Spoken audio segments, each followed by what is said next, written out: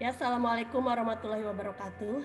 Yang terhormat Rektor Universitas Dinas Sarana Informatika, Bapak Dr. Insinyur Muhammad Wahyudi, MM.Com MPD, yang kami hormati Wakil Rektor 1 Bidang Akademik Ibu Diah Puspitasari M.Com, yang kami hormati Wakil Rektor 2 Bidang Non-Akademik Bapak Suharyanto M.Com, yang kami hormati Kepala Kampus Universitas DSI, Kampus Tasikmalaya, Bapak Agung Baitul Hikmah M.Com, yang kami hormati Kaprodi Sistem Informasi sekaligus pemateri pada sore ini, Bapak Dedi Supriyadi M.Com, dan yang kami hormati dosen Sistem Informasi Universitas DSI Kampus Tasikmalaya dan seluruh mahasiswa semester 6 yang kami banggakan. Alhamdulillah, puji syukur kita panjatkan kehadirat Allah Subhanahu wa taala. Berkat rahmat dan hidayahnya, kita bisa berkumpul dalam acara kegiatan sosialisasi tugas akhir secara online. Tidak lupa sholawat serta salam kita curahkan kepada junjungan kita yang mulia Nabi Muhammad SAW. Saya ucapkan terima kasih ya atas kehadirannya kepada seluruh mahasiswa semester 6 yang sudah menyempatkan waktu, dan ini sebenarnya wajib untuk seluruh mahasiswa semester 6. Gitu kan. Adapun tujuan kegiatan ini yaitu untuk memberikan pemahaman terhadap mahasiswa agar dapat berpikir secara logis, secara ilmiah dalam menguraikan dan membahas suatu permasalahan serta dapat menuangkan secara sistematis dan terstruktur. Kemudian nanti agar mahasiswa tidak salah memilih outline dalam pemilihan outline tugas akhir. Kemudian untuk mengetahui target dan capaian dari tugas akhir. Berikut kami akan bacakan susunan acara pada siang ini, yaitu pembukaan, kemudian pelaksanaan sosialisasi tugas akhir, kemudian ada sesi tanya jawab, di akhir akan dilanjutkan dengan foto bersama. Marilah kita buka acara ini dengan bacaan basmalah bersama. Bismillahirrahmanirrahim. Menuju acara selanjutnya, yaitu pemaparan materi tentang sosialisasi tugas akhir yang akan disampaikan oleh Bapak Dedi Supriyadi M.Com, selaku Kaprodi Sistem Informasi Kampus Kota Tasikmalaya. Kepada Bapak Dedi, kami persilakan. Baik, Pak Dedi. Terima kasih. Ya, Pak. Terima kasih, Bu Ai, sebagai moderator pada sore hari ini. Sebelumnya kami ucapkan salam hormat untuk Rektor Universitas Dinas Sarana Informatika Bapak Dr. Insinyur Muhammad Wahyudi, MM.Com MPD, kemudian beserta Wakil Rektor 1 dan Wakil Rektor 2. Terima kasih Bapak Ibu dosen juga yang sudah bisa berkenan hadir di sini. Begitu juga untuk mahasiswa semester 6 yang nanti pada semester ini akan melaksanakan penyusunan tugas akhir. Baik, kami mohon izin untuk share screen berkaitan dengan materi yang akan disampaikan.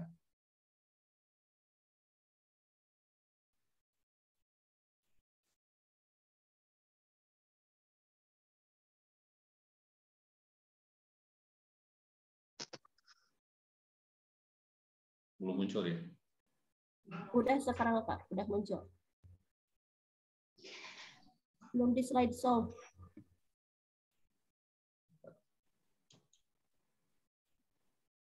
Udah.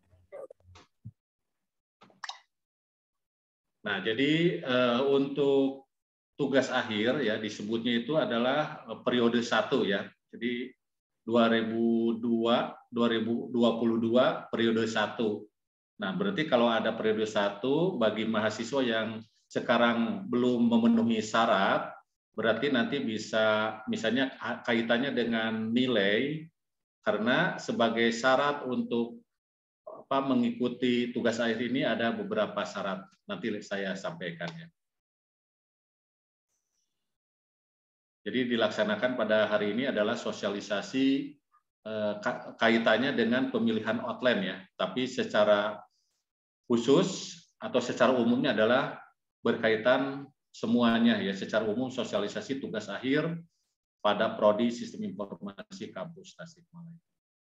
Nah, sebagai dasar pemikiran ya pengembangan dari tugas akhir ini, yang pertama di sini adalah sebagai jawaban dari pertanyaan perusahaan, aplikasi atau karya apa yang sudah dihasilkan mahasiswa. Nah, biasanya seperti itu ya. Nanti kalau misalnya kaitannya dengan kemarin kami juga sudah mengadakan saresehan dengan DUDI ya, dunia industri, dunia usaha dan dunia industri.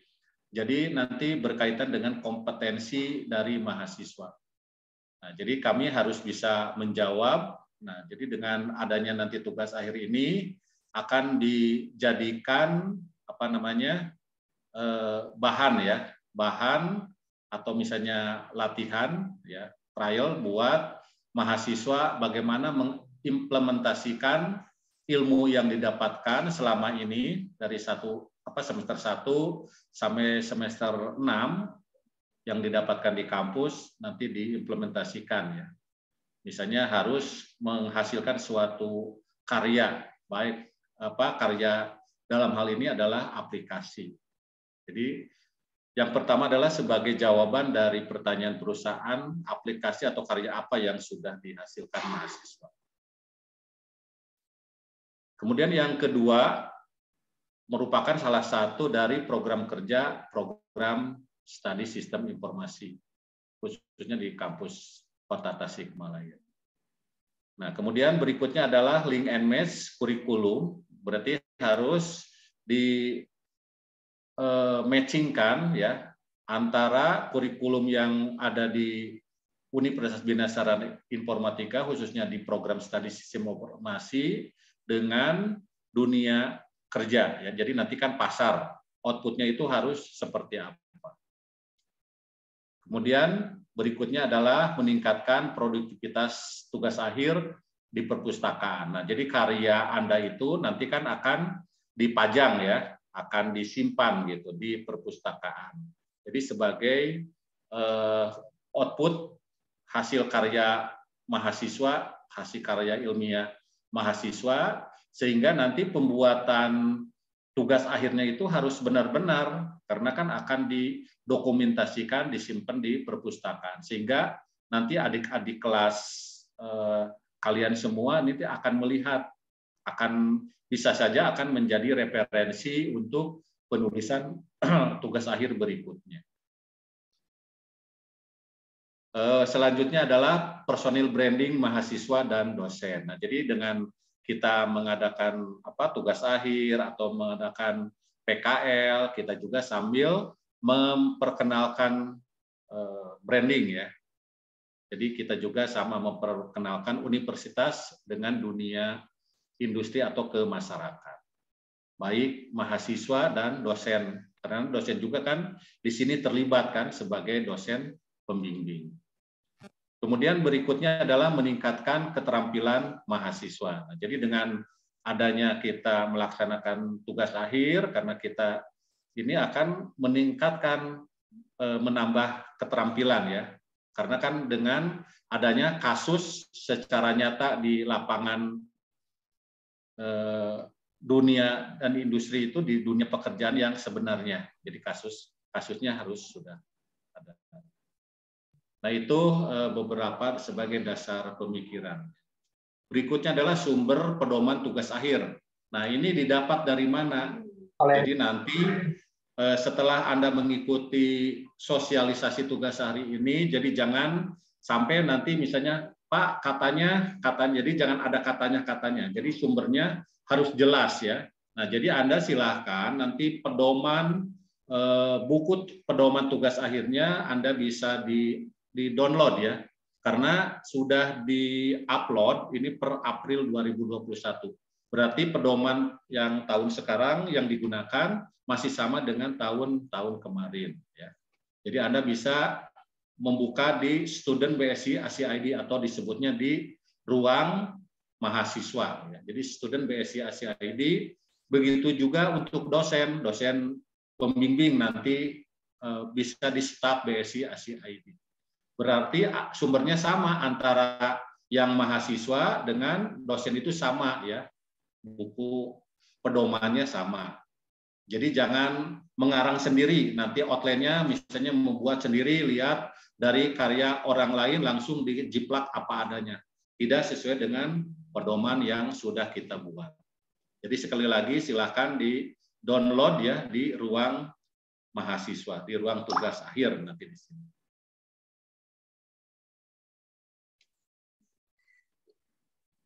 Berikutnya adalah persyaratan akademik ya. Nah, ini ya mungkin perlu saya sampaikan juga di sini untuk persyaratan akademik. Kemarin juga memang saya di grup sudah ada beberapa mahasiswa yang bertanya persyaratan mengikuti tugas akhir itu apa saja. Nah, di sini yang pertama adalah dilihat dari IPK ya, indeks prestasi kumulatifnya minimal 2. Jadi kalau IPK-nya lebih dari 2, kemudian dan ya, jadi ini hubungannya dan. Jadi harus ada 3 syarat ini terpenuhi semua.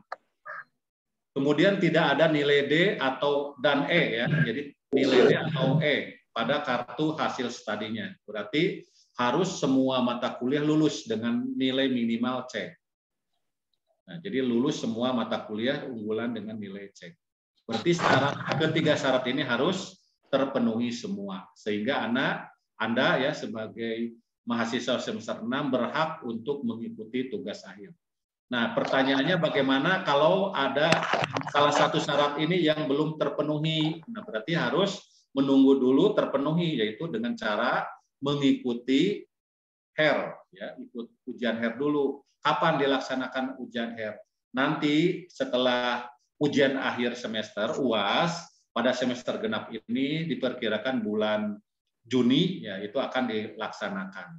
Berarti Anda harus menunggu dulu ya, ikut dulu HER.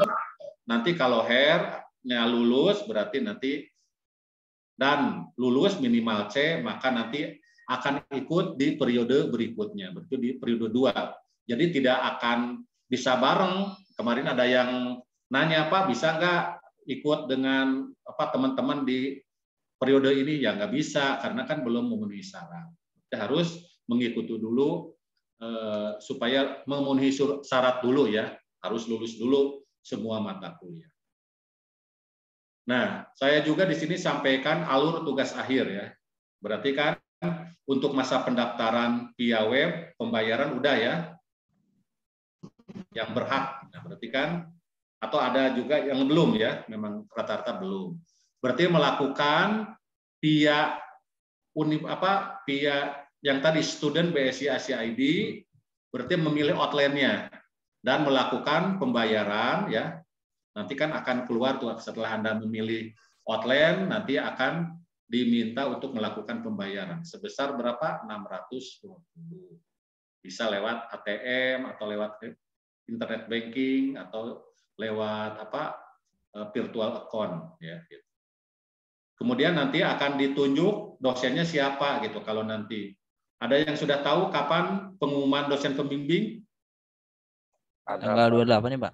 Ya, tanggal 28. Itu tanggal-tanggal penting itu Anda harus tahu, jangan sampai ketinggalan informasi. Kemudian pendaftaran juga di sini harus tahu sampai tanggal 18 ya. Jangan sampai nanti ketinggalan, misalnya lupa lebih dari tanggal 18 pasti akan udah ditutup linknya. Nah, kemudian nanti berikutnya proses bimbingan, berarti mulai tanggal 28 setelah ada dosen pembimbingnya sampai tanggal 1 Juli gitu ya. Kemudian di sini ada bimbingan dengan pembimbing pertama, semua dengan pembimbing 2 juga sama, minimal 8 kali. Jadi ada syaratnya.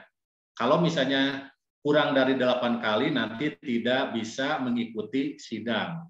Jadi sama dosen pembimbing nanti tidak akan didaftarkan sidangnya. Nah, nanti kalau Anda sudah selesai, nanti memenuhi syarat, didaftarkan oleh pembimbing. Nah, jadi di sini ya pendaftaran sidang oleh dosen pembimbing. Nah, salah satu syaratnya adalah 8 kali bimbingan ya, baik ke pembimbing 1 maupun ke pembimbing 2. Nah, berikutnya nanti setelah daftar, berarti nanti proses kapan sidangnya udah tahu bulan apa? berarti Juli lah ya, sekitar Juli Juli. Agustus. Ya, Juli Agustus. Nah, kemudian nanti akan diumumkan hasil sidangnya sekitar bulan Agustus. Nah, kemudian nanti pengumuman hasil sidang, kemudian otomatis juga pada mulai hari itu juga dilaksanakan pendaftaran wisuda hari pertama. Biasanya enggak 3 hari atau tanggal berapa, nanti bisa dilihat ya, tanggal-tanggal penting. Atau nanti saya juga akan tayangkan lah tanggal-tanggal ini. Kemudian setelah ini bagi yang lulus ya, tapi kalau yang tidak lulus memang ada Pak, yang tidak lulus ya ada gitu kan. Jadi tidak, alur ini tidak otomatis mulus ya, bisa saja. Kalau misalnya dalam sidang setelah diumumkan ternyata tidak lulus. Banyak faktor nanti yang mempengaruhi apa yang sampai tidak lulus. Ini jalur yang normal aja dulu lah misalnya ya, ambil manisnya dulu. Karena mudah ya, tugas akhir itu sebenarnya mudah kalau dilaksanakan. Kemudian pengumuman TA dan pengambilan toga dan wisuda. Nah ini kan akhir puncak kebanggaan orang tua ada di sini. Berarti nanti Anda masuk sama-sama, nanti keluar juga sama ya waktunya, jadi jangan sampai tertunda. Nah, seperti ini gambaran dari penyusunan tugas akhir sampai Anda wisuda. Nah, kemudian nanti setelah ditunjuk sama dosen pembimbing juga, nanti masing-masing dosen pembimbing akan melaksanakan bimbingan perdana. Nah, jadi nanti tanggal 28 atau tanggal berapa, Anda sudah tahu nih dosen pembimbingnya. Biasanya nanti ada pengumuman, bisa di grup WA, atau boleh juga nanti di Student BSI Asia ID ya, di ruang mahasiswa, misalnya ada pengumumannya seperti apa, nanti bisa dilihat. Biasanya ada ya dosen melaksanakan bimbingan perdana. Nanti bagaimana dosennya, nanti komitmen dari masing-masing dosen dengan mahasiswanya seperti apa. Kemudian berikutnya adalah surat keterangan PKL atau riset ya. Nah, berarti berkaitan dengan surat keterangan PKL atau riset, boleh juga menggunakan surat keterangan riset yang pernah Anda dapatkan pada saat semester 5 kemarin, waktu pas melaksanakan PKL. Nah, jadi yang penting kan masih berlaku ya. Jadi masa berlaku surat keterangan riset PKL itu adalah maksimal 1 tahun. Berarti kalau kemarin semester 5 masih bisa digunakan untuk semester sekarang. Kalau Anda misalnya tidak melakukan riset kembali atau PKL kembali gitu. Jadi masih bisa dipakai ya dengan menggunakan tempat kasusnya sama ya, kasus tadi yang sama. Atau boleh juga diperbolehkan menggunakan security print. Jadi nanti di dalam ininya kalau tidak ada tanda tangan misalnya di tempat PKL-nya ternyata dari pengantar kita juga dari BSI boleh langsung dicetak, langsung dikirim ke tempat kalau mau riset. Jadi nggak usah diberi tanda tangan basah atau dikasih stempel. Itu sudah berlaku ya, itu namanya ada security print-nya. Kemudian di dalam keterangan PKL atau riset itu ada tulisan seperti ini, telah selesai ya. Telah selesai melakukan riset atau PKL. Jadi yang namanya surat PKL itu ada tulisan ini, setelah selesai melakukan riset atau PKL. Nah, berikutnya di sini ya, diperbolehkan semua tempat yang memiliki surat izin usaha atau berbadan hukum. Itu bagi, misalnya kalau ada yang bertanya, di mana riset diperbolehkan? Di semua tempat, yang penting tempat tersebut adalah berbadan hukum atau ada izin usahanya, punya SIUP, biasanya berbentuk PT ya, berbentuk CP atau instansi pemerintah, seperti itu. Kemudian berapa lama? Ya, ini karena sudah diperbaharui kan kemarin, biasanya 3 sampai 6 bulan kan kalau riset tersebut. Berarti ini jangan 1 bulan ya. Kemudian riset PKL wajib untuk outline perancangan sistem nanti ya, kita kaitannya dengan outline ini ya, outline. Kemudian wajibkah riset? Ya, jadi tidak. Jadi nanti karena kita masih ada masa pandemi seperti sekarang, berarti tidak diwajibkan semuanya riset. Maksudnya riset langsung ke lapangan. Jadi kita bisa menggunakan secara online. Jadi tidak wajib untuk melakukan riset, tetapi mahasiswa wajib melakukan namanya observasi melalui studi langsung ke lapangan atau secara online. Misalnya jika ambil web, setidaknya mengunjungi atau menunjukkan 3-4 situs web yang menjadikan sumber nanti ya.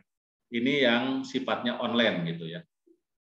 Berarti bisa seperti ini.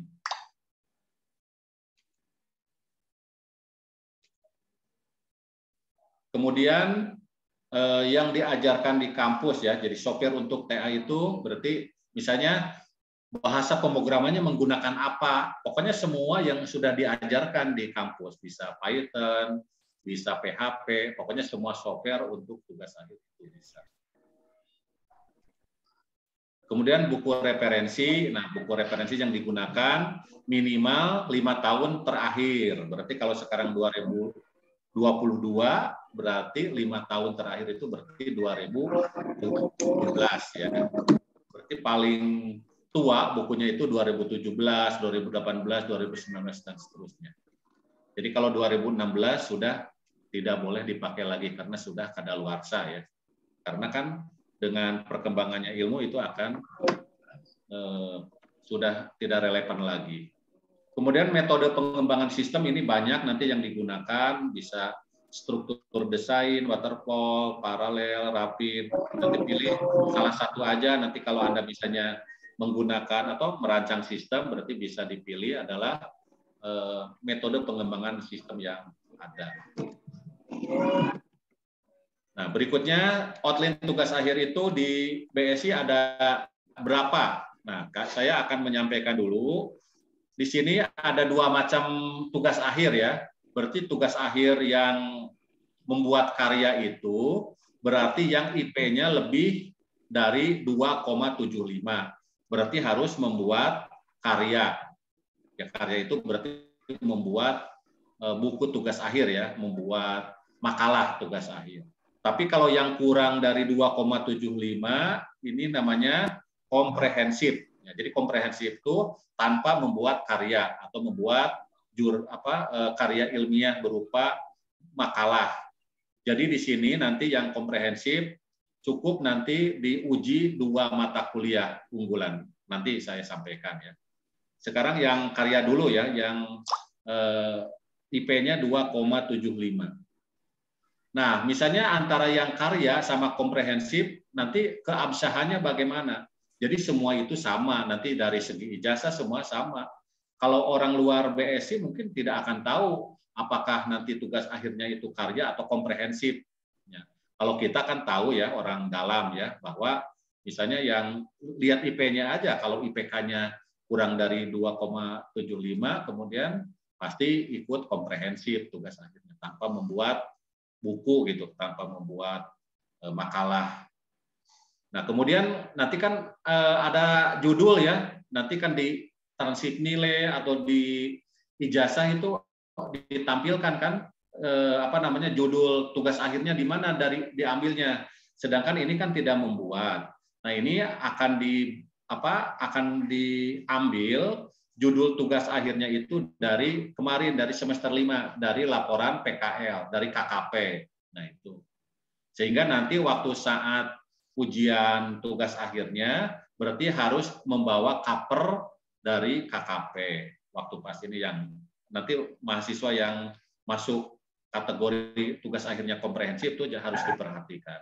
Tapi kalau yang karya berarti nanti bisa memilih apakah perancangan sistem, nanti outline-nya itu apakah perancangan program, kalau yang ini atau yang terakhir ada proyek sistem informasi.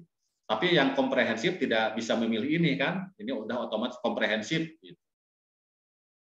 Nah, jadi sekali lagi, yang IP-nya 2,75 berarti harus membuat karya, bisa memilih outline. nanti juga di dalam di ruang mahasiswanya kalau yang komprehensif otomatis tidak akan ditunjuk dosennya siapa, tidak ada dosen pembimbing gitu kan. Tapi kalau yang karya ini ada dosen pembimbingnya dan bisa memilih ini outline-nya mau tentang perancangan sistem, perancangan program bisnis atau proyek. Nah, kalau proyek ini berarti bisa berkelompok maksimal 3 orang. Nanti kita jelaskan ya perbagian. Nah, ini komprehensif ya, yang masuk kategori komprehensif itu adalah IPK-nya yang kurang dari 2,75. Kemudian tidak ada dosen pembimbing dan tidak akan melaksanakan bimbingan, tidak perlu bimbingan, nanti aja di hari H saja waktu saat jadwal ujian sidang dia langsung gitu kan ujian. Kemudian nanti waktu pas ujiannya itu membawa laporan KKP, harus dibawa laporan KKP di semester 5. Kemudian apa saja yang diujikan ini 2 mata kuliah, logika dan algoritma dan analisa perancangan sistem informasi. Ini bagi yang komprehensif ya. Nah, kemudian yang membuat karya ini ada 3 yang bisa dipilih, perancangan sistem, perancangan program bisnis, dan proyek sistem informasi. Nah, kita yang dari proyek dulu ya. Jadi proyek sistem informasi ini, penekanan lulusan itu dapat menghasilkan aplikasi ya. Berarti aplikasi juga harus aplikasi yang baik ya. Jadi bukan asal-asalan ya, bukan abal-abal. Sesuai analisa kebutuhan sistem dan wajib diimplementasikan pada mitra. Misalnya Anda tempat risetnya tempat di mana gitu, misalnya di salah satu tempat. Nah, program tersebut benar-benar dipakai di sana gitu, diimplementasikan. Harus seperti itu. Kemudian perancangan program, jadi penekanannya dapat menghasilkan aplikasi ya, sama ini yang baik sesuai dengan analisa kebutuhan sistemnya dan diperkuat dengan pengambilan UML, IRD, LRS. Implementasinya ini sifatnya opsional, bisa diterapkan, diimplementasikan di sana atau belum juga sebagai kasus saja nggak apa-apa. Kemudian perancangan sistem, nah ini tekanannya dapat menghasilkan mock-up nanti ya. Yang penting kan ada perancangan dari sistem tersebut. Nah, ini wajib sifatnya kelompok ya untuk yang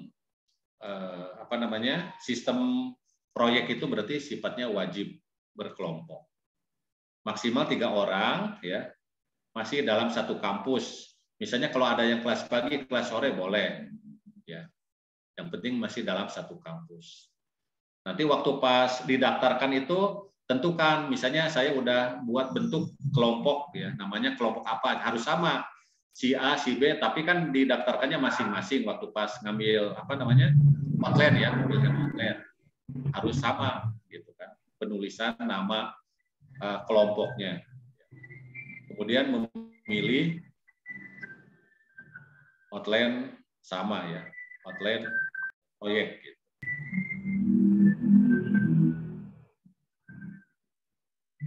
Nah, berikutnya seperti ini, proyek sistem informasi yang berupa nanti menghasilkan buku, ya bisa saja. Nanti berarti harus ada aplikasi plus manual buku. Manual bukunya ya.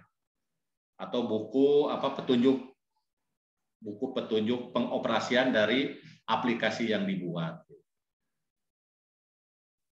Jadi dibuatkan buku ya, buku tutorial. Kemudian nanti ada dokumen serah terima gitu kan. Kemudian di HKI-kan kalau nanti dosen Anda misalnya sudah diimplementasikan ya program tersebut, boleh Anda gandeng aja dosennya, Pak tolong dihakikan gitu. Nah, jadi Anda nggak usah bayar, nanti urusan dosen pembimbing saja supaya hak cipta Anda itu langsung udah didaftarkan ya. Ini urusan dosen lah. Nah, kemudian nanti Anda juga harus melakukan MOU atau PKS ya. Ini bisa urusan dengan prodi lah ya.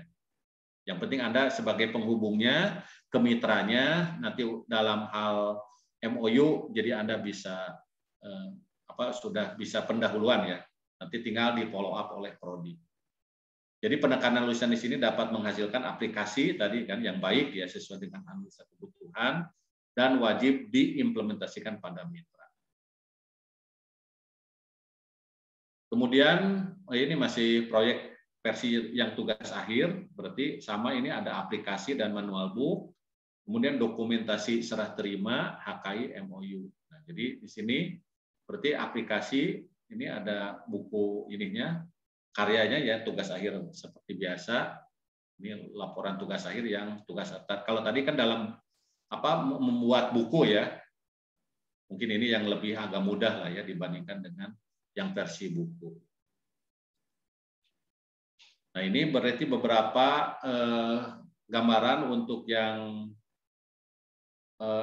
proyek sistem informasi, berarti ada 5 bab ya. Kalau yang TA-nya yang berupa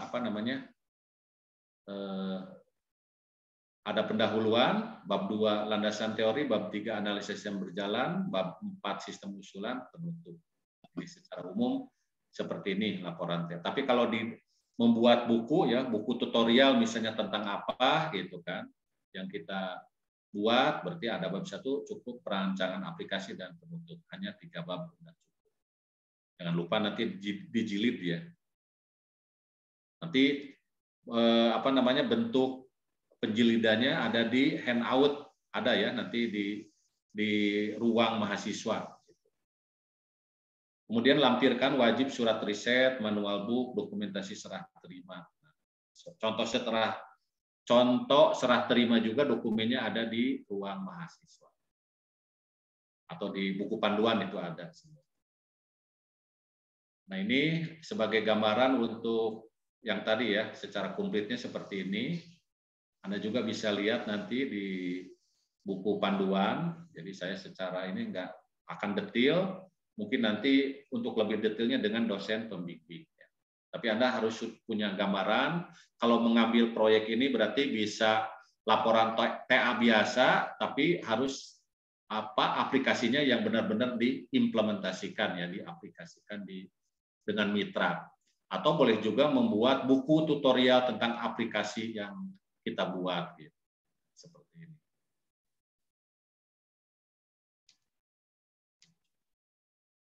Nah, ini contoh berita acara serah terima kalau kita dengan mengambil outline proyek ya. Nah, proyeknya. Mungkin nanti nomor dan seterusnya. Nanti ada contohnya ya di ruang ini di buku panduan. Nah, nanti waktu pas serah terima, nah ini kan salah satu mahasiswa BSI yang benar-benar sudah menyerahkan di Kurnia Dewi ya, berarti ini adalah tempat risetnya, namanya Kurnia Dewi di daerah Singaparna ya, tempat kursus mengemudi. Jadi hasilnya benar-benar diimplementasikan, dipakai gitu di sini. Sehingga ini ada serah terima dengan mitranya. Seperti itu.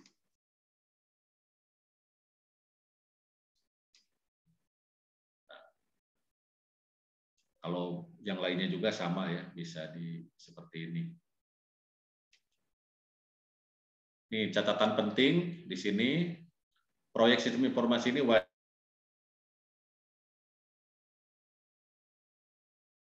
Pak, suaranya Pak nggak keluar.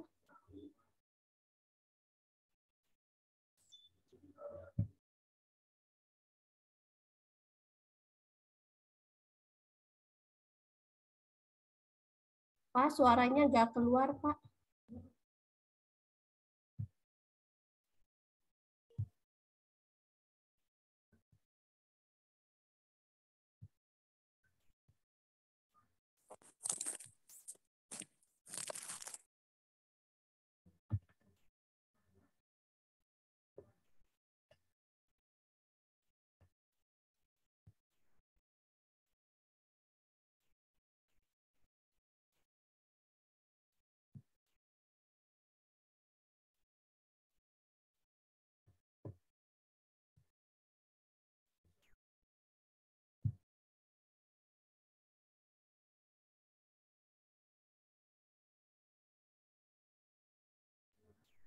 mohon ditunggu ya, ada terkendala sedikit. Jadi dari sekarang kalian mohon dipersiapkan ya outline tugas akhir nanti ke depannya mau buat seperti apa gitu. Karena nanti hasil keluaran tugas akhir itu berarti akan menunjukkan diri kalian. Kalian ingin menciptakan, ingin menjadi seorang diamond, ingin jadi logam mulia 10 gram atau logam mulia 1 gram gitu kan.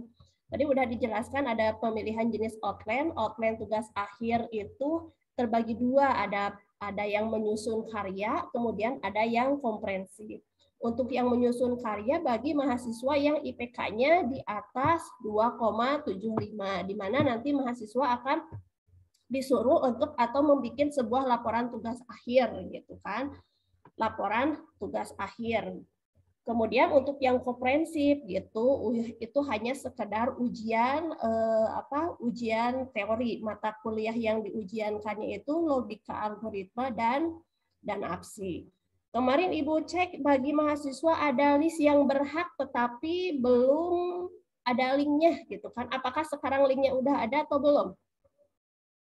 Nah, itu berarti dipastikan dulu kalau misalkan benar-benar tidak ada linknya, dicek kembali nilai KHS-nya gitu kan. Di situ nilainya masih ada yang D atau belum. Kalau nilainya masih ada yang D berarti belum berhak PA gitu. Makanya Ibu sarankan setiap semester bagi mahasiswa segera lakukan daftar HER. Dan HER-nya juga tidak formalitas gitu kan.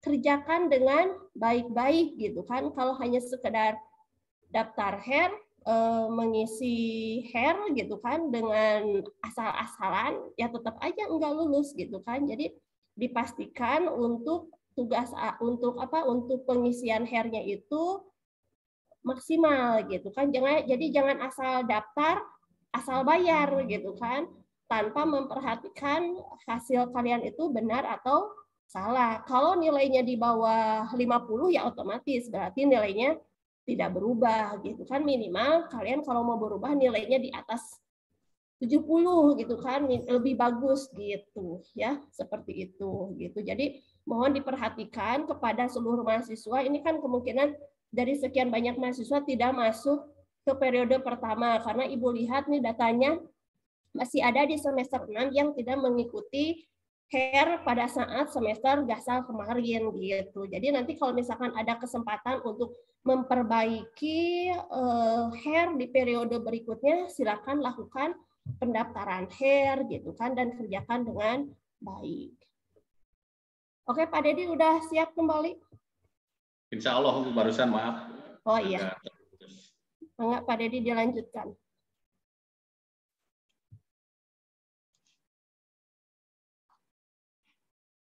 Nah, berikutnya yang kedua, outline yang kedua adalah tentang perancangan program ya. Jadi perancangan programnya bisa untuk web atau di desktop atau di mobile ya. Jadi bisa membuat web ya atau di aplikasi untuk di desktop atau di handphone gitu ya, di mobile.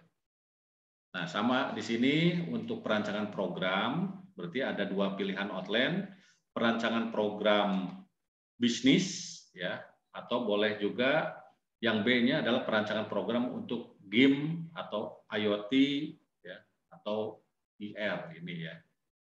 Jadi penekanan di sini adalah menghasilkan aplikasi yang sesuai dengan analisa kebutuhan sistemnya dan diperkuat dengan pengembangan dari UML, IRD, dan LLS. Sama ya, berarti di sini ada produknya, aplikasinya, dan buku TA-nya. Gitu.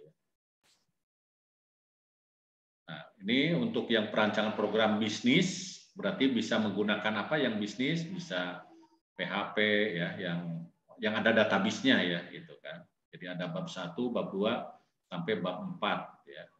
Tapi kalau yang bentuknya untuk program game, IoT, dan IR, berarti sama ini juga ada 4 seperti ini. Kalau misalnya surat keterangan ini sifatnya opsional ya.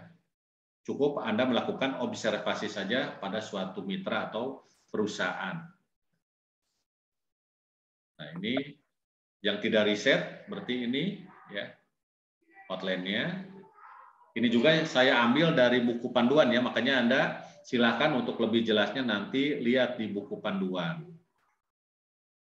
Kalau melakukan riset, bedanya di sini nih, kalau yang ada riset di 3.1 ada tinjauan perusahaan. Kalau ini kan kenapa tidak ada tinjauan perusahaan ya? Enggak kan karena Anda tidak melakukan riset. Objeknya kan enggak ini ya, dummy gitu kan, enggak ada ini. Berarti enggak ada 3.1-nya enggak ada tinjauan perusahaan. Jadi tidak ada sejarah perusahaan dan tidak ada struktur organisasi. Jadi langsung ke hasil observasi literasinya saja. Nah, kemudian kalau yang perancangan program bentuknya game dan yang lain-lain ya, seperti ini. Berarti sama ada latar belakang, tujuan, manfaat, metode penelitian, ruang lingkup ya. Kemudian landasan teorinya sesuai dengan ini konsep dasar dari pilihannya yang mana ini. Kemudian metode pengembangan dari BIM, IoT atau yang lainnya dan tool pengembangnya. Kemudian pembahasan ini disesuaikan ya, subbab yang dibahas ini disesuaikan dengan pembahasan pada bab 22 pada metode ini pengembangan. Penutup dan lain-lain. Nah, jadi catatan penting untuk yang perancangan program berarti implementasi di mitra ya. Jadi ada dokumen serah terima, aplikasi sama ya, tapi sifatnya opsional. Ya. Kemudian serah terima MOU. Tapi ini saya yang nomor 3 nih saya kasih apa namanya tantangan ya, misalnya. Ya kita bisa menjamin lah ya ngasih nilai A jika serah terima aplikasi sebelum sidang TA. Ada yang berani enggak gitu. Nah ini makanya tapi saya belum ini apakah kalau ada yang sedia sih kita bisa memungkinkan ya kita bisa ngambil kebijakan. Langsung otomatis nilainya A ya. Tapi benar-benar nanti di yang nilai nanti pembimbing ya, nanti ke penguji. Kemudian tambahkan lampiran dokumen serah terima aplikasi ya jika ada. Nah, berikutnya yang ketiga adalah perancangan sistem informasi ya, seperti sistem ya sama perancangan sistem untuk web, desktop dan mobile. Nah, yang penting di sini berarti nanti intinya ke rancangan ya, usulan perancangan program dari Anda ya, mock-up ya dan prototipe-nya. Jadi ada 3 pilihan di sini untuk outline perancangan sistem ini. Berarti sistem ya, sistem berjalan yang belum terkomputerisasi, kemudian sistem berjalan yang sudah terkomputerisasi, sistem berjalan nanti yang sudah terkomputerisasi. Ini sifatnya alternatif. Sama ya, di sini berarti intinya ke penekanannya di mock-up prototype. Nah, contoh mock-up prototype misalnya menggunakan aplikasi apa saja untuk membuat prototype itu ada di buku panduan ya. Atau di handout juga sama. Kemudian di sini perancangan sistem yang standar, di sini yang normal ya, yang pakai surat riset, berarti sama pendahuluan, landasan teori, analisa sistem, ya, perancangan sistem usulan, dan penutup. Berarti ada 5 bab ya untuk perancangan sistem. Tapi kalau yang perancangan sistem alternatif, nanti di situ ada yang alternatif, karena riset ya dilaksanakan secara daring. Jadi cukup ada bab 4, ada 4 bab ya, pendahuluan, landasan teori, langsung ke pembahasan. Jadi sifatnya adalah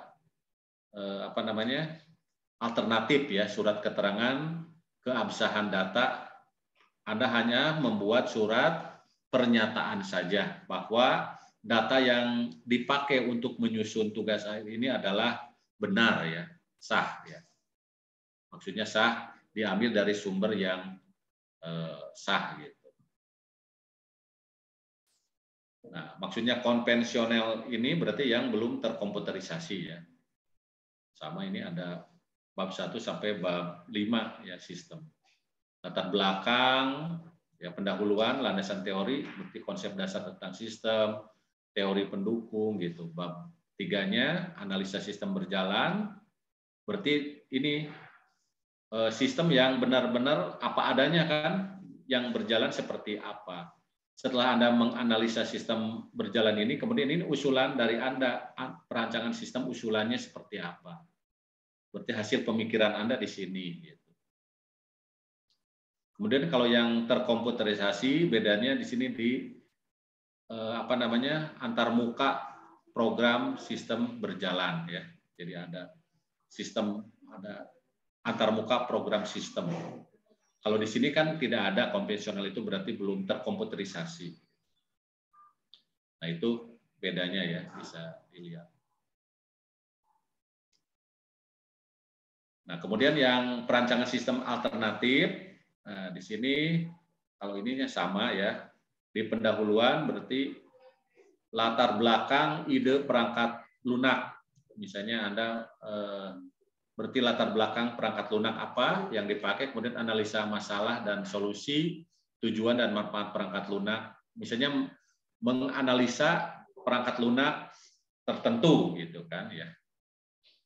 Kemudian konsep dasar sistem, teori pendukung, kemudian metode pengembangan perangkat lunak, tahapan pengembangan perangkat lunak. Nah, ini nanti kita diskusi saja atau perlu tanya jawab saja ya yang lebih perlu ya. Nah, sekarang bagaimana cara menentukan judul tugas akhir ya. Nah, ini salah satu tip, bisa saja bukan berarti harus seperti ini gitu. Ini salah satu saja. Nanti bagaimana cara menentukan tugas akhir? Jadi jangan dulu tugas akhir itu langsung Anda cari judul dulu, tapi kan harus objeknya dulu kan apa. Tentukan dulu outline yang akan di mahasiswa ambil. Yang tadi kan ada 3, mau di project ya, project apakah perancangan sistem atau perancangan program. Kalau sudah menentukan pilihan itu, berarti berikutnya yang kedua adalah cari permasalahan yang ada di bidang pendidikan, kesehatan, perhubungan, jasa, agama dan lain-lain. Berarti semua bidang pekerjaan itu bisa dibuat kasusnya gitu ya, disesuaikan dengan outline yang kita ambil. Pokoknya di bidang pendidikan, kesehatan, perhubungan dan lain-lain. Kemudian nanti sambil berjalan melakukan riset atau PKL, judul itu bisa dikonsultasikan dengan pembimbing sebenarnya. Jadi jangan dulu ditentukan judul, judulnya mau ini, baru Anda cari tempat riset, itu enggak ini. Tapi kan harus objeknya dulu atau tentukan dulu lah ini outline-nya. Anda itu passion-nya di mana gitu kan? Apakah di merancang sistem atau membuat aplikasi, atau misalnya Anda bisa kerjasama gitu, ya berbagi nanti. Kemudian mahasiswa juga dapat mengusulkan judul-judul yang unik, misalnya contoh sistem informasi SDM terpadu. Nah, Sister ini kan udah dipakai nih di BSI. Nah, ini makanya contoh ini ya. Jadi jangan diambil lagi. Sistem pengawasan terpadu umroh dan haji misalnya, disingkat SIPATUH. Nah, gitu. Berarti kan unik ininya ya. Sistem informasi rencana umum pengadaan SIRUP. Sistem koperasi virtual SIKOPRAL. Supermall Karawaci berbasis mobile SKMOB. Budi Elektronik Budaya Indonesia. Jadi judul-judulnya bisa yang unik-unik. Jadi judul 1 sampai 6 ini sudah dipergunakan oleh ya salah satunya oleh BSI. Judul tidak boleh mengandung unsur sara dan saru atau kurang etis. Nah berikutnya mungkin ada yang bertanya ya, kemarin kan sampai membuat list kan Anda ya, karena nggak ada linknya gitu. Nah makanya di sini yang sudah benar-benar berhak ya mengikuti tugas akhir itu ada sebanyak 78 orang ya. Silakan Anda lihat linknya di sana, benar nggak linknya sudah muncul, kemudian nama Anda terdaftar di sini gitu. Jadi silakan, dikasih waktu berapa? 10 jam untuk melihat daftar ini.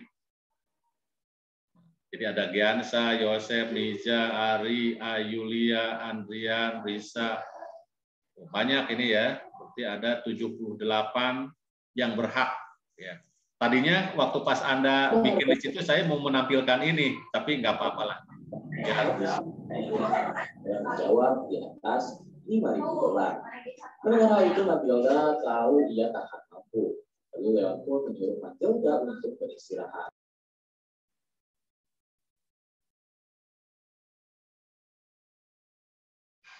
Udah ya, udah silakan cari nama Anda. Nah, nanti kalau misalnya ada di sini, tapi misalnya linknya juga masih belum ada, nanti silakan konfirmasi lagi. Di grup saja nggak apa-apa. Nah, kemudian ini tanggal-tanggal penting, Anda juga harus, sebenarnya ada ya, saya ambil juga kan di pengumuman pendaftaran tugas akhir tuh ada. Ya. Jadi tanggal apa? Pendaftaran tanggal 14 sampai 18 Maret. Ya. Kemudian pengumuman dosen pembimbing, nah ini tanggal 28 Maret. Biasanya setelah pengumuman tanggal 28 Maret itu, dosen pembimbingnya kan sudah ada. Nanti silakan Anda boleh kontak ke pembimbingnya. Gitu. Misalnya kalau pembimbingnya belum tahu, misalnya Pak, saya bimbingan Bapak, misalnya kapan mulai bimbingan perdana, silakan boleh bertanya seperti itu. Atau biasanya dosen pembimbing sudah langsung menyiapkan jadwal untuk pembimbingan perdana kapan. Kemudian nanti proses bimbingan ini kurang lebih Maret, April, Mei, Juni, Juli ya, sekitar ya itu 1 semester gitu kan. Berarti tanggal 28 Maret sampai 1 Juli. Tapi nanti Anda harus mengingat jangan sampai deadline di akhir-akhir gitu kan. Harusnya tanggal 20 Maret, April, Mei. Nah, di Mei juga seharusnya lebih baik udah selesai ya, biar Anda lebih tenang. Ada waktu juga untuk perbaikan, untuk revisi dan lain-lain. Jadi jangan target udah lama ini gitu kan sampai bulan Juli, awal Juli. Udah aja sampai akhir Juni, itu jangan seperti itu. Menurut berdasarkan pengalaman-pengalaman akhirnya ke Bang Bayot gitu. Tahu ya, akhir Bang Bayot ya, bahasa Jerman itu. Jadi akhirnya ya itu bimbingan kurang dari 8 kan tidak bisa juga. Jadi jangan di-akhir-akhirkan. Ya. Lebih baik, lebih cepat, lebih baik kan seperti itu. Kemudian nanti kalau yang memenuhi syarat ya salah satunya adalah bimbingannya baik ke pembimbing 1, baik ke pembimbing 2 dilaksanakan lebih dari 8 atau minimal 8 kali, maka nanti oleh dosen pembimbing akan didaftarkan, ya, akan didaftarkan. Jadi bukan Anda yang mendaftarkan mau maju sidang itu berarti harus berdasarkan penilaian dari dosen pembimbing. Nanti antara tanggal 3 sampai 6 Agustus akan didaftarkan. Kemudian nanti Anda kapan jadwal untuk sidangnya gitu kalau sudah didaftarkan sama dosen pembimbing. Anda bisa dilihat jadwalnya tanggal 13 Juli. Kemudian kapan pelaksanaannya? Ini ranknya antara 11 sampai 26 Agustus untuk ujian sidang tugas akhir. Kemudian hasilnya kapan? Akan diumumkan hasil ujiannya sidang. Anda lulus atau tidaknya 30 Agustus pengumumannya ya. Bagi yang lulus nanti akan langsung daftar wisuda gitu kan. Nah, tanggal 30 Agustus sampai 6 September pendaftaran wisuda. Untuk bulan Desember wisudanya. Tapi kalau misalnya ada yang tidak lulus berarti harus bagaimana? Berarti harus ikut HER ya, maksudnya ikut ujian lagi. Daftar lagi bayar lagi gitu kan. Biasanya hanya setengahnya ya. 50%-nya dari 620 berarti berapa? 310 ya, 300. Sama nanti prosesnya cetak juga kartunya, ujian lagi, kemudian diumumkan hasilnya. Nah, baru kalau misalnya lulus, nah baru masih ada waktu kan ikut ya. Mudah-mudahan ikut bisa di periode ini. Seperti itu. Mungkin itu saja pemaparan dari saya kaitannya dengan tugas akhir untuk periode pertama ini. Terima kasih atas segala perhatiannya. Wassalamualaikum warahmatullahi wabarakatuh. Waalaikumsalam warahmatullahi wabarakatuh. Terima kasih kepada Pak Dedi yang udah memaparkan materinya dengan jelas gitu terkait tentang sosialisasi tugas akhir. Mungkin barangkali dari teman-teman semua ada yang mau ditanyakan terkait tugas akhir nanti ke depan agar tidak ada lagi kesalahan pemilihan outline gitu, barangkali masih bingung atau mungkin belum paham gitu.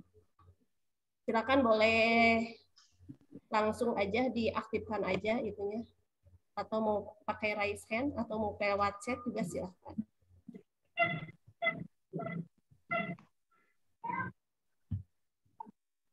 Udah paham tampaknya?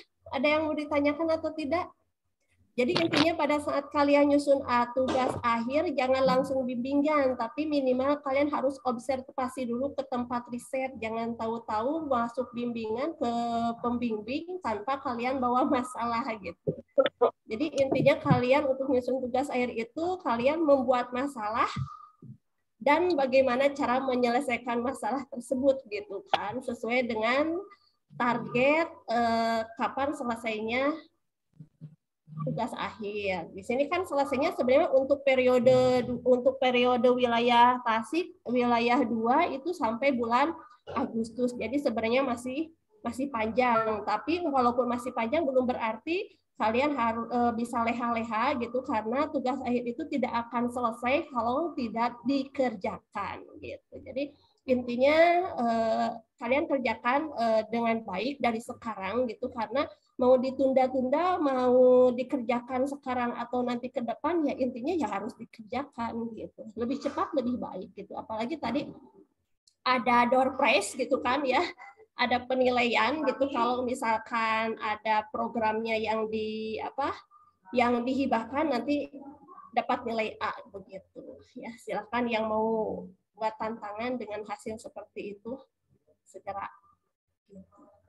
Ya silakan, mungkin ada yang mau ditanyakan, barangkali di sini udah pada milih outline.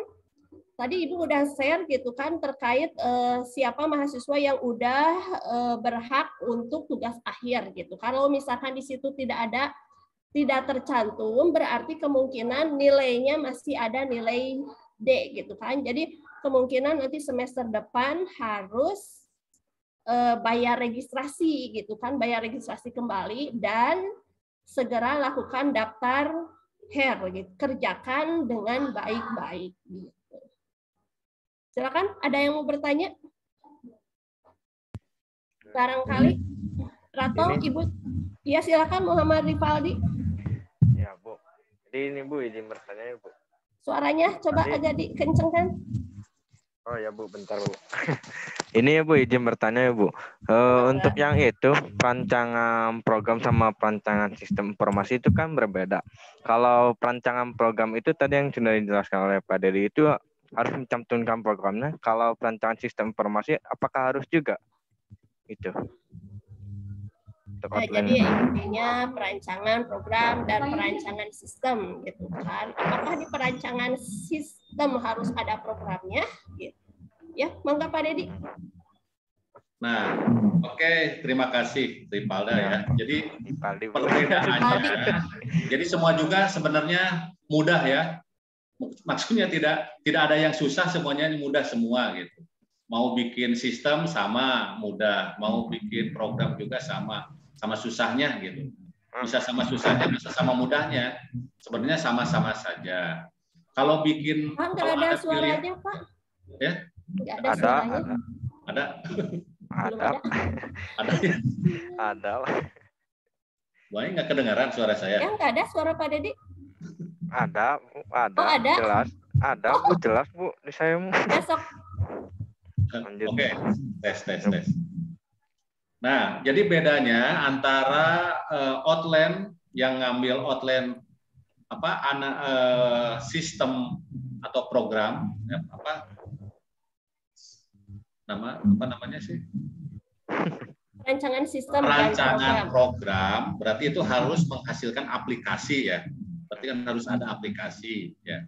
Sedangkan kalau yang mengambil perancangan sistem tanpa harus membuat program aplikasi. tapi harus dibuat mock up-nya atau prototipe-nya. Prototipe-nya. Iya. Jadi rancangannya saja gitu. Tapi bukan rancangan hanya digambarkan misalnya di Microsoft Word, tapi harus menggunakan aplikasi, bisa pakai Figma, pakai apa namanya, itu ada di situ nanti di buku panduan ya, aplikasi apa saja yang bisa digunakan untuk membuat mock up. Ya salah satunya misalnya Figma ya. Berarti nanti bisa dipresentasikan waktu pas sidang juga, nanti kan seolah-olah kayak program ini, cuma itu mah kan nggak ada database-nya ya. Cuma perancangan aja, misalnya kalau klik ini langsung misalnya linknya kemana, kemudian kalau ada proses berarti sudah ada perhitungan-perhitungan secara otomatis. Ya kayak program aplikasi, tapi bukan tanpa coding gitu, tanpa ada coding. Itu yang perancangan. Mock up-nya saja gitu ya. Mock up-nya aja. Nah, kalau menurut saya tidak ada yang sulit, tidak ada yang susah. Gitu. Semuanya sulit atau semuanya susah ya terserah Anda yang passionnya di mana ya, kemampuannya. Jadi jangan ikut-ikutan. Misalnya teman saya ngambil perancangan sistem, ikut perancangan, tapi kan harus bisa mengukur diri lah, mengukur diri sendiri. Kira-kira kita mampunya di mana, seperti itu. Ya, bisa dipahami Rifaldi. Ya, Bu, bisa. Jadi intinya dua-duanya ada tantangannya gitu kan, untuk program atau sistem gitu. Tapi kalau misalkan saya udah terbiasa bikin program, silakan buka program. Untuk program makalahnya juga hanya sedikit, 4 bab gitu kan.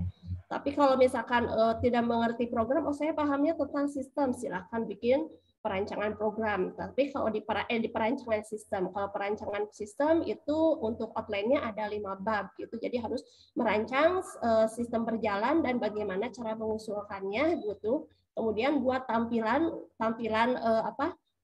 programnya gitu. Tapi di situ harus bisa melink gitu kan. Misalkan untuk tampilannya kalian tidak membuat coding, tetapi hanya sekedar buat mock-up, tetapi harus melink gitu kan. Contohnya pada saat kalian masuk ke harus bisa dijalankan lah gitunya. Itu harus bisa dijalankan gitu di mock-up-nya. Jangan sekedar hanya sebatas gambar, tapi harus ada link-nya begitu, Rifaldi. Paham ya? Jadi intinya jangan ikut-ikutan teman kalian, teman saya ikut program tapi saya tidak paham program. Teman saya ikut sistem, saya ikut sistem. Jadi balik lagi, kemampuan kalian mampunya di mana gitu kan. Kalau membuat program sebenarnya wajib itu lulusan tes itu yang akan lulus pasti yang benar-benar harus yang sudah lebih baik sih disarankan. Jadi jangan program sampai gitu. Lulusan sistem informasi jangan sampai saya tidak paham program. Tidak paham program karena emang di program atau di sistem dua-duanya juga emang bikin program sebenarnya gitu ya. Begitu Rifaldi, udah paham ya? Oke, selanjutnya ada raise hand dari Azhar. Silakan, boleh Azhar ditanyakan. Ada suaranya Bu, maaf sebelumnya. Ada silakan. Izin bertanya Ibu, Bapak, untuk dari proyek sistem informasi untuk yang berkelompok itu, apakah untuk laporannya itu kita buat sendiri-sendiri lagi atau hanya satu laporan itu untuk satu kelompok tersebut? Kurang lebih seperti itu, Bu. Pak, terima kasih. Ya. Baik, untuk pertanyaan Azhar, apakah nanti masing-masing namanya juga kelompok berarti cukup satu ya? Kayak kemarin waktu pas PKL kan bertiga ya? Bertiga kan? Ya, bertiga Pak. Nah, bertiga berarti cukup karyanya yang ditulisnya cukup satu. Tapi nanti waktu pas pertanggungjawabannya masing-masing gitu. Ngerti nggak? Maksudnya berarti makalahnya cukup satu yang dibuatnya, tapi waktu pas sidangnya nanti masing-masing pertanggungjawabannya nggak otomatis bertiga. Gitu. Tapi nanti tetap harus bisa dipertanggungjawabkan masing-masing. Berarti sama kan, judulnya pasti sama judulnya, nggak apa-apa, memang berkelompok. Ya Pak, baik Pak. Ya.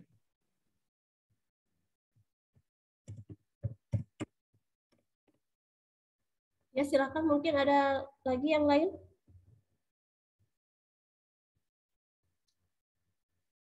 Apa sudah cukup?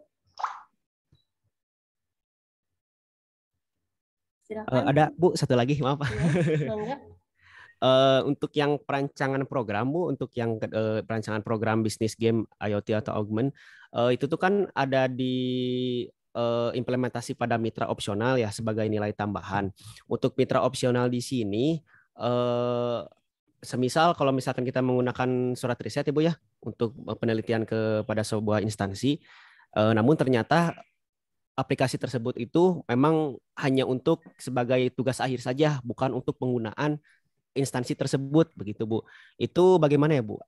Apakah memang harus digunakan banget untuk mitra tersebut atau memang tidak gitu?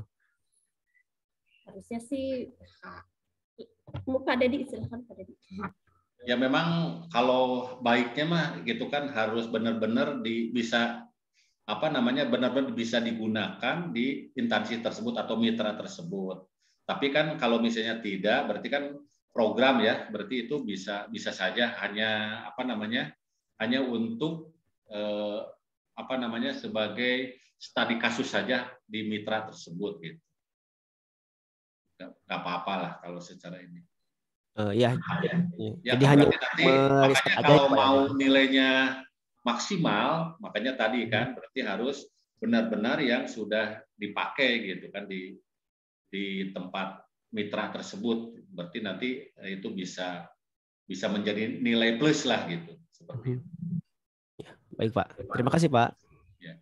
Bisa nilai lebih gitu manfaatnya gitu. Jadi tidak hanya sekedar menyusun tugas akhir, tetapi hasil dari tugas akhir itu bisa diimplementasikan pada saat ke tempat perusahaan kita gitu.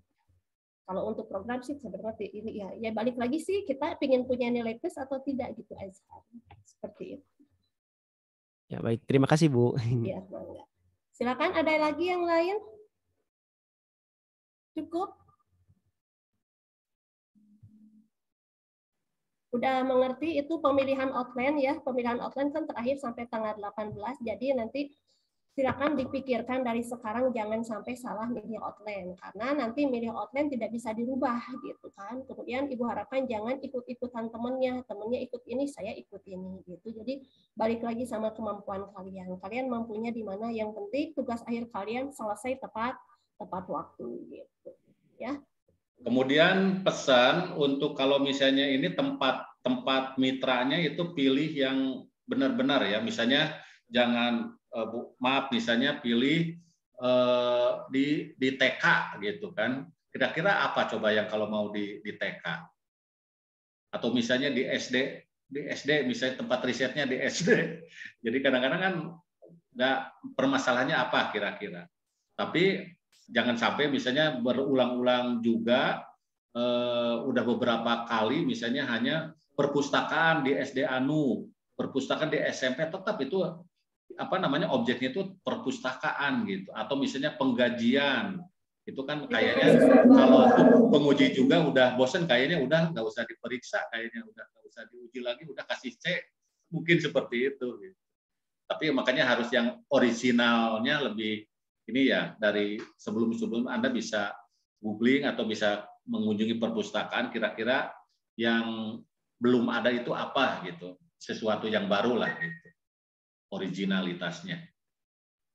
Ya, jadi ada kelebihan gitu kan dari riset sebelumnya gitu. Misalkan itu kan program penjualan mau program penjualan baju, program penjualan sepatu, ya sistemnya kayak seperti itu gitu. Nah, nanti kalian kalau misalkan mau judul itu cari kelebihannya gitu. Kelebihannya dari sisi apanya gitu. Jadi intinya jangan ngambil judul tugas akhir yang pasaran, tapi setidaknya ada kontribusi atau ada inovasi, ada keterbaruan dari penelitian sebelumnya gitu ya. Udah cukup mungkin? Kalau tidak ada yang ditanyakan? Cukup kayaknya Pak Dedi ya, udah pada mengerti. Ya, terima kasih kalau sudah cukup. Boleh sebelum ditutup ya, mohon diaktifkan dulu kameranya karena ini untuk kita ambil foto bersama dulu. Silakan untuk semua peserta diaktifkan dulu kameranya. Akan Ya, ya mohon kerjasamanya semuanya. Di sini slide pertama ada Azhar, ada Citra, ada Reza, Muhammad Rifalda, Rifaldi, Siti Rokayah, Melda, Ana, Ersa, Iman, Dias, gitu ya. Mohon diaktifkan dulu kameranya. Ibu akan ngambil screenshotnya sebentar. Ya. 3, 2, 1. Padahal mah garanteng dak kalau pakai. Oh, padahal garanteng tuh. Azhar juga ganteng pakai kacamata hitam Azhar. Efek Bu, aduh punten. Aduh. Azhar mah gitu Bu, sarekan ya Bu. Gitu. Itu izin Abi. Mana tuh Azhar? Atas, Bu. Udah sok. Siap. 3, 2, 1. Bentar. Oke, yang slide kedua, silakan dipersiapkan. Bukan padahal garanteng gitu, kenapa dimatiin kameranya? Tuh kan, Ibu kan nggak pada kenal nih yang semester ini, kelas daring. Gitu dia.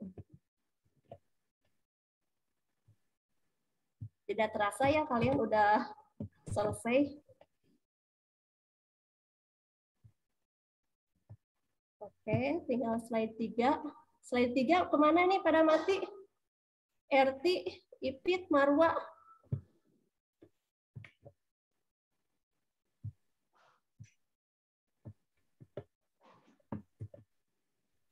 Oke, udah cukup ya untuk sesi dokumentasi. Kemudian untuk sisi absensi nanti Ibu akan share di chat ya. Nanti kalian diisi absensinya.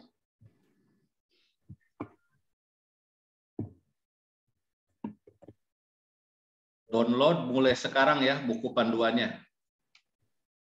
Biar Anda baca-baca dulu sehingga nanti waktu pas ditentukan dosen pembimbingnya Anda sudah paham itu apa yang buku panduannya sudah punya gitu. Jadi jangan ini harus berdasarkan buku panduan. Di situ udah gamblang, ada buku panduan, ada juga handout ya. Ya.